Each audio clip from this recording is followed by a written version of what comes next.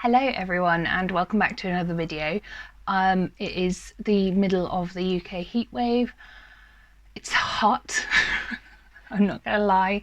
For those of you who live in hotter countries, you probably think we're all being ridiculous and it's not that hot, but I promise you it feels hot. It feels really hot. I am working on a bit of a theory that if I drink a hot drink, it will heat up my insides and my body will want to cool down from the outside. So that's why I'm drinking coffee.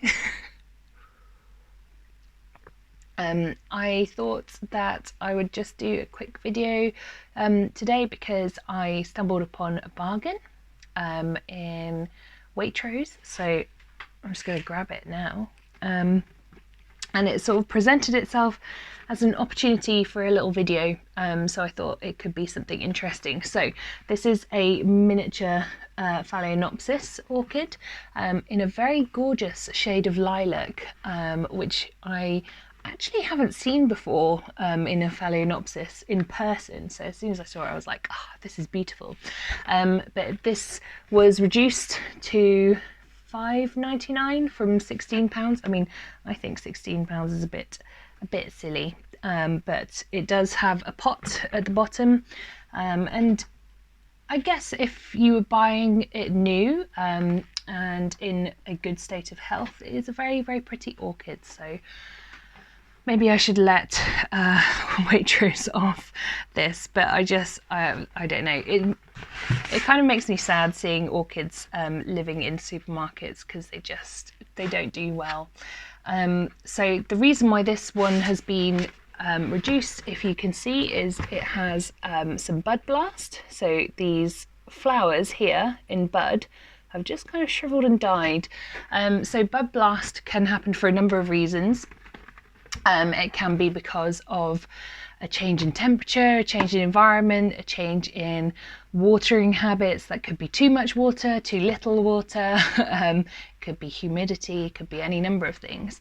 But I thought it might be interesting to have a little go at this orchid, repot it, see what we can find with the roots and see if we can find out why it has a bud blast. And I am aware, don't worry anyone who's watching this, I'm aware that by repotting it, it will probably kill the blooms. That's fine. I feel like I'm on top of getting Phalaenopsis orchids to bloom again, so I'm quite happy to lose the bloom and keep the plant, basically. So that is the plan today. I apologise if I'm looking hot or sounding hot, or I don't know, I feel like I look dewy in the face. It's sweat, it's not, yeah, it's sweat. So I'm going to open this and I'm going to change the camera angle so you can see as I kind of dismantle what's going on with the roots, and we'll have a good look at it. Okay, the colour of the orchid is actually a bit more blue than it's showing on camera, but that's fine. So this is the pot that it came in, and you can probably see here is all the bud blast situation.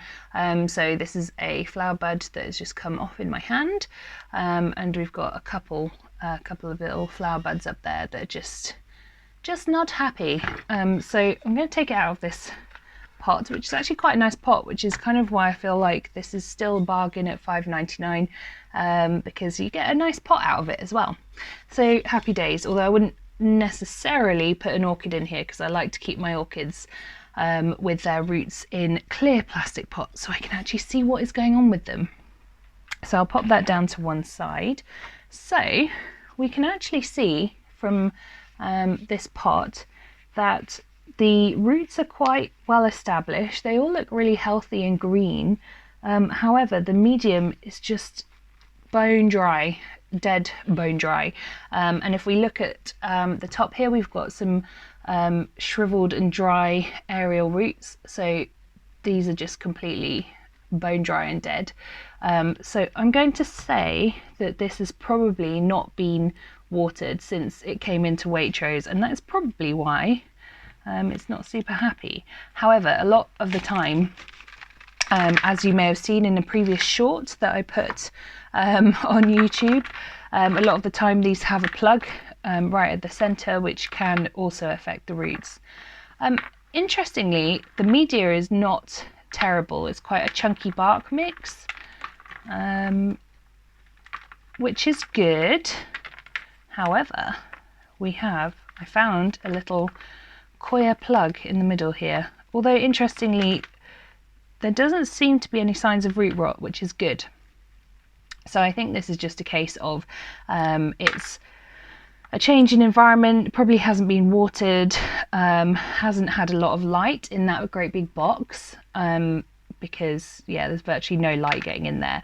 And also just the mere fact that these orchids are grown in kind of perfect greenhouse conditions, where they're mass produced, and they actually don't do so well once they come out of those perfect conditions, because orchids are very sensitive plants and they respond to stress by doing things like losing their flowers to conserve energy.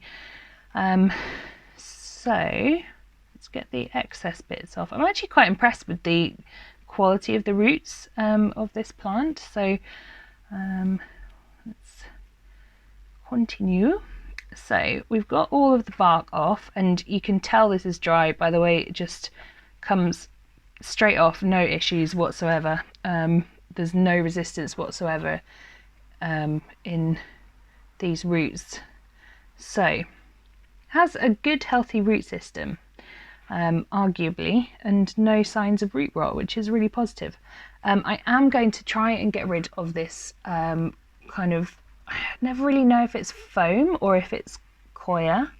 It kind of seems like foam, which they really bug me, because if you leave this long term on your orchid, it's just going to die, because it's holding a lot of moisture in there with the root ball, and at the base of the plant, which does not like moisture. It likes to dry out. So let's get rid of that. I was kind of expecting some root rot, so I'm really pleased actually that this plant does not have root rot. That is a very happy result. We do have one slightly rotted root there. I'm not sure if that is visible.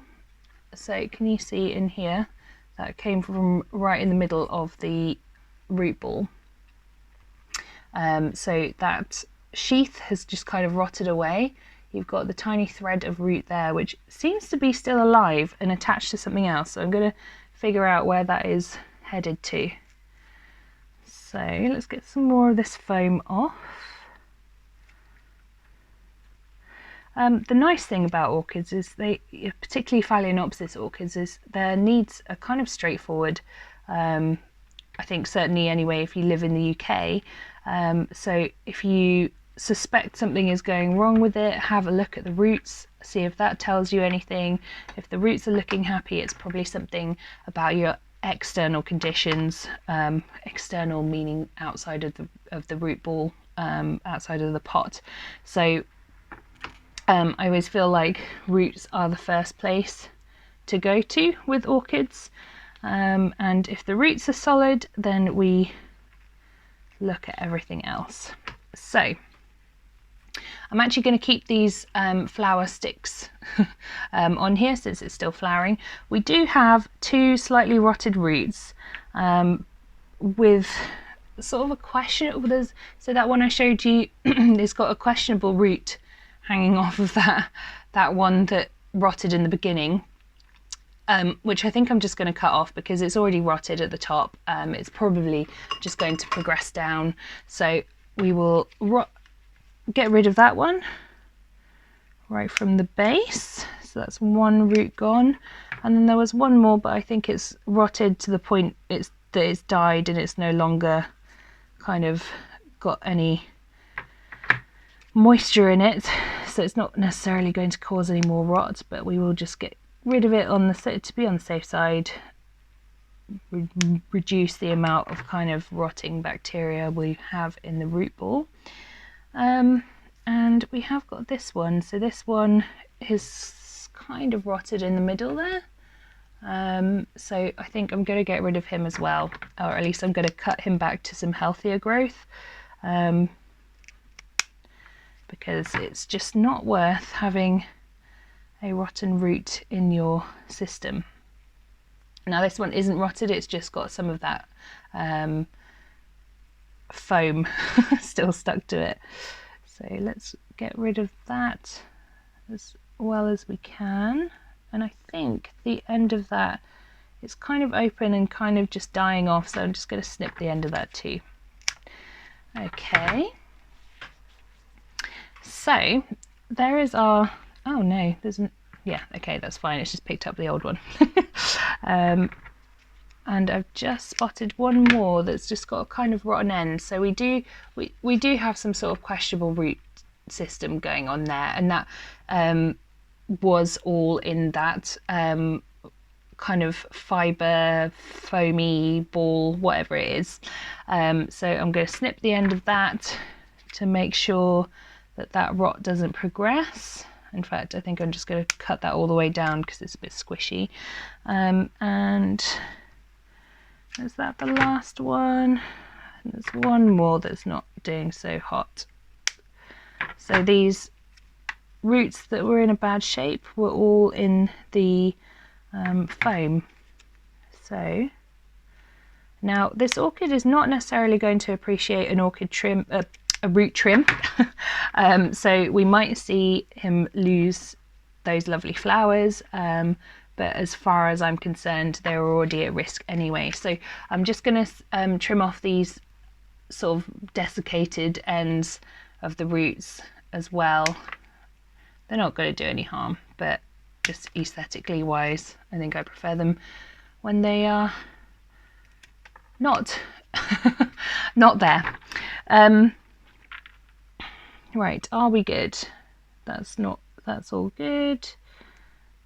That one's not great. That one's not great. We'll get rid of him too. So I did say there was no obvious root rot, but there is. This one's definitely on its way. It's rotting. So that's that.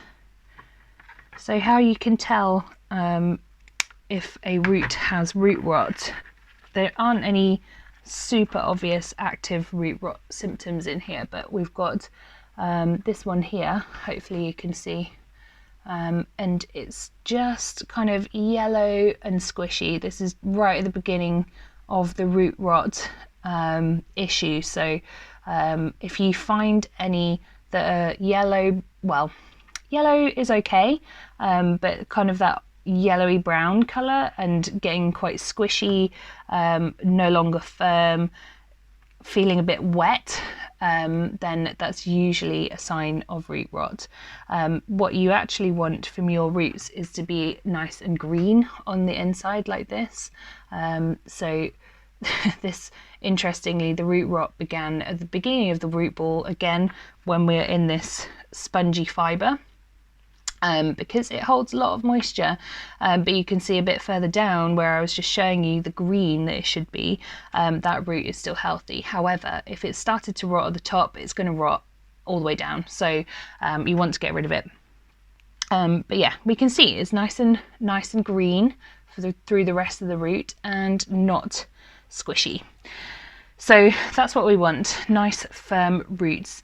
Now what we're going to do with this little guy is we are going to pot him up into a nice chunky mix. Because I don't know the origin of this bark, I mean it looks fine, but I think I'd just rather use my own fresh bark and start from scratch. We're going to put some bark in, we're going to put some sphagnum moss in, and we're going to layer it a bit like a lasagna.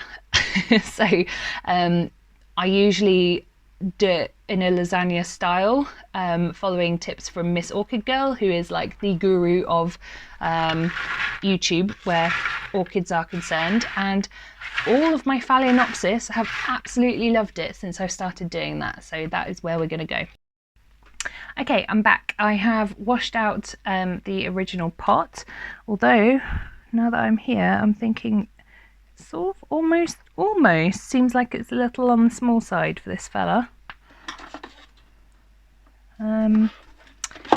Let me have a quick look, because I have got some other barely used pots that could do okay.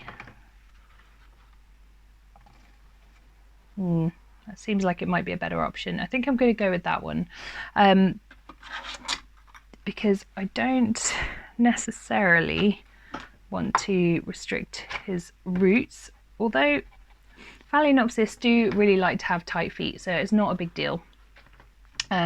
We just don't want to overpot it too much. We don't want a gigantic, great big pot with too much room. So what I'm going to start off with, when you are selecting a pot for your Phalaenopsis orchid, you want to make sure that it's got one of these sort of elevated shelves at the bottom. This is to make sure that the plant will never be sitting in water. So that is the purpose of that. Sometimes they come as like a full-on dome at the bottom of the pot. I think I might have one to show you actually. Do I? No, I don't. But you can get like a full dome at the bottom of the pot that is used to make sure that the plant is never, or the roots, sorry, are never sitting fully in the water. So that is a really important thing for a Phalaenopsis orchid, because they like to dry out between their waterings and they don't like to sit in water. So we're going to do a layer of orchid bark, and I am using Orchid Focus, which you may or may not be familiar with, but it is a good mixed grade bark, grade meaning sort of the size of the bark chips. So that's just covering the base there. Then we're going to do a little layer of sphagnum moss, and then we're just going to put in, this sphagnum moss is really annoying me because it's got kind of random bits of just bark in it, but like rotten bark. I don't think I'll be buying this again. This is the Waitrose sphagnum moss. I don't even know where that's from, but I'm not a fan, to be honest with you. I prefer to get mine from B&Q, because they have sustainable sphagnum moss, and I don't know, it just seems better. But this was my only option at the time. I've also bought some from Soil Ninja as well, so maybe I'll try that next, see how that goes. So we're going to put the roots in at this stage, because we don't want them to get kind of too high up in the pot. And I'm just going to add in some bark kind of by handful, all the way around. So it can get a bit fiddly when you're repotting your Phalaenopsis orchids, because their roots kind of get everywhere. So it's kind of handy to do a bit of a tap of the pots to let the bark settle in amongst the roots. So we'll do a little bit of that, just make sure we've got a layer of that all the way around, and then we'll go on to sphagnum moss again. So okay.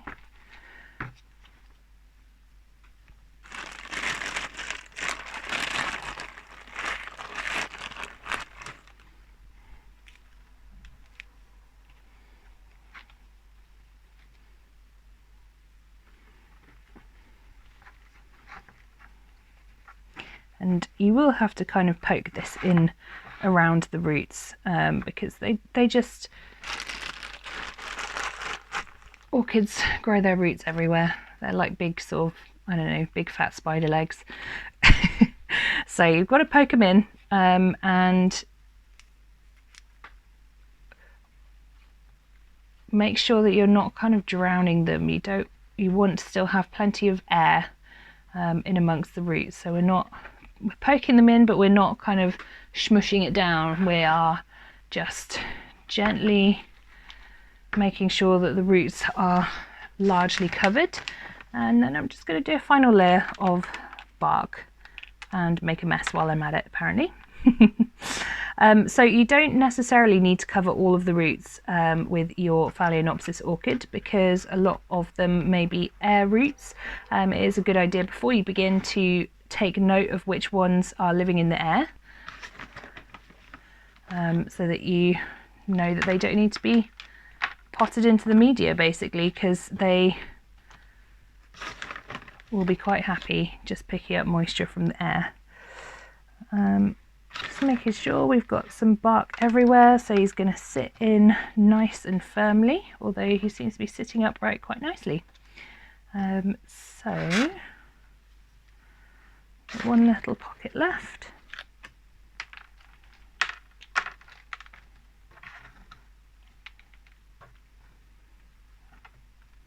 It is hot today in the UK. I think we're at 32 degrees or something like that, which is, you know, on a dry heat day, 32 degrees is really nice, but it's very humid right now. Just kind of that temperature where you just constantly feel like you're sweating. It's not that pleasant, even for me, and I'm a bit of a sun worshipper. Well, not a sun worshipper, I don't like to go out in the sun and burn necessarily, but I do like to be warm. So maybe I'm a sun lizard. I like to be warm, don't like to get sunburned. Look after your skin, folks. Right, and I think that's pretty much it. I'll just give him a little, let that orchid bark settle down. So we've got some room in this pot for the roots to grow downwards, which is good, although I don't think this orchid is probably in its growth season right now. It's been a bit of a funny time because it should be in its growth season now, but such is life when you get supermarket plants. So we'll see what happens with the flowers. I am going to snip off the tops of them, so I'll just adjust the camera angle accordingly. So we're going to get rid of those bud blast areas because they're not going to do anyone any good. Where have my scissors gone? And also, apparently I'm headless now, so that's that. That's a thing. Oh, they're under here. So this one, I think I'm going to leave him because he's still alive. He's just the buds have died. So hopefully you can see, if I put my hand against it, if you can see that this flower spike is still green. It's still, what's the word, turgid. And I think it may still have a flower to come out of the top of that, so I'm going to leave that one there, whereas the other one here has begun to die at the top of the flower spike. This is really hard to see, isn't it? Can you see the kind of orangey brown? It's just died off, so we're going to get rid of that. And I'm going to clip the flower spike a little bit further down so that we've got some room to clip, snip, clip, snip, whatever you want to call it. And we're just going to cut it off there, and I imagine that these blooms are not going to enjoy that particularly. Do you know what? How do you fare without your spike? I kind of like that. I kind of like that a bit more, I think, without the spike, but I don't know, maybe I'll leave it for now while the roots are getting settled in, and then I'll let that spike do its own thing. So that is that. So I will bring you back to face me now. So that is that for this little orchid. I'm going to maybe give it 24 hours before I give him a thorough water, because I have left some open root ends in there. Sometimes I like to cover them with cinnamon. I didn't bother this time because it is so warm that I don't think that moisture is going to last at the end of the root, so I'm not too worried about root rot. I'm just going to make sure that I don't water it immediately with those open root ends. But yeah, I am really chuffed with this little plant. I think it's really cute. I love the colour. Those flowers are all in slightly different positions, so you can't quite see them all, but I hopefully you get a good look at them here. But yeah, just really like it. I thought this was a nice example of what I like to do when I'm doing an orchid rescue, as it were, for these lovely Phalaenopsis orchids, which it makes me really sad when I see the Phalaenopsis sitting dying in the supermarket, and it just happens all the time. And half the time, I mean, some of them will put them at a cheaper price, like these ones.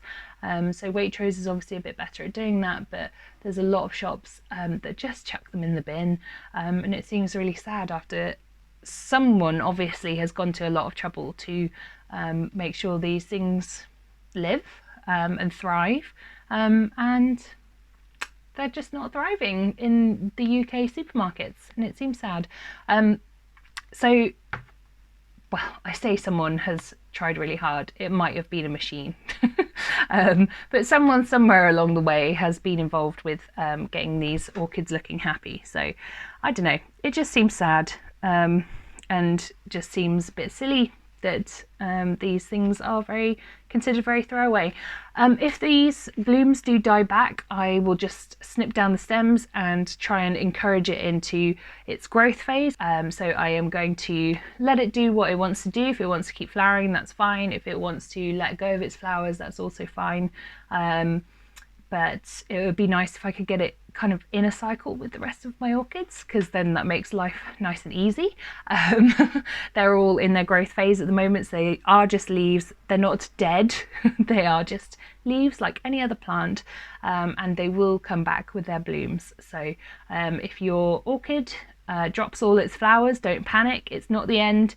You just need to give it a little bit of TLC and see it through its growth phase.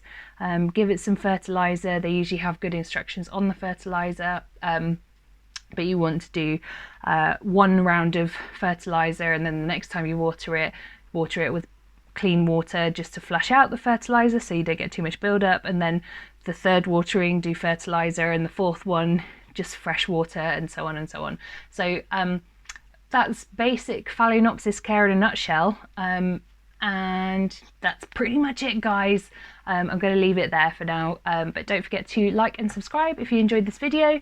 I've said it before, I'll say it again. I know you guys, or at least my regular subscribers, aren't necessarily orchid fans, but it's definitely an interest of mine, so I'd like to keep my options broad on here. So but yeah, do let me know if you are interested in orchids, because it's feeling lonely here. So I hope you're all doing well, and I'll see you in the next video. Thanks for watching as always, guys. Bye.